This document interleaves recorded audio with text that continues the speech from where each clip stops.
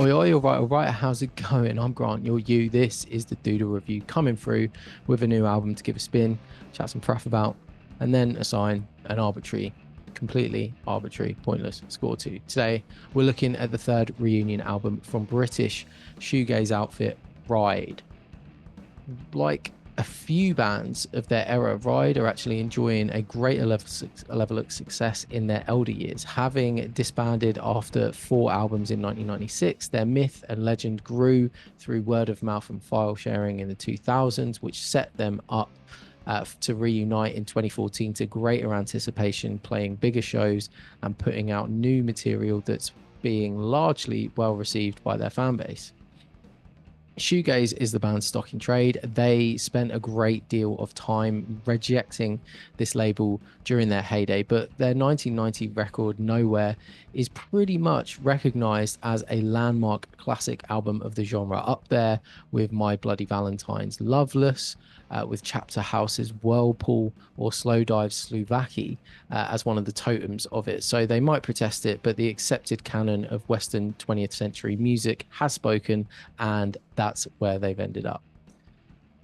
Though I think their comeback albums have been fondly received among the fan base, personally, I found them pretty hit or miss, with one or two tracks per release that I'm into, and the rest being pretty forgettable, at worst, a bit of a drag.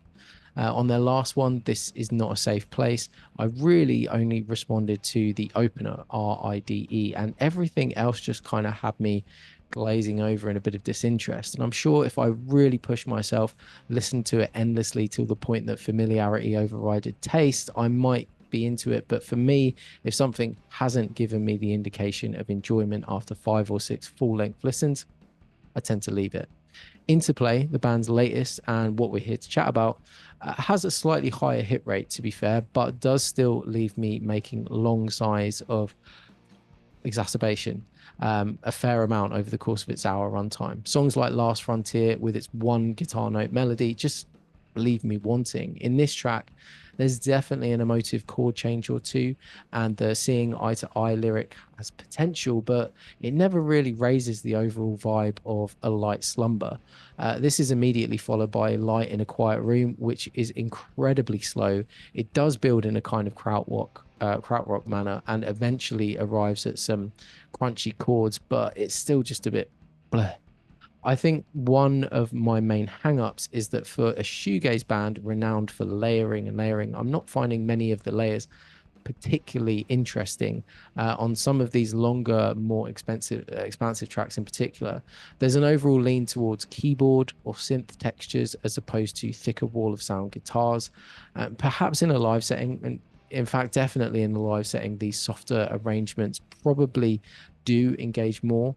The break on a track like Quiet Room would actually fill the room with the tension they intend, but on record, it's just a bit confusing. With that being said, there are some decent ones in the mix here. I can't completely knock the record.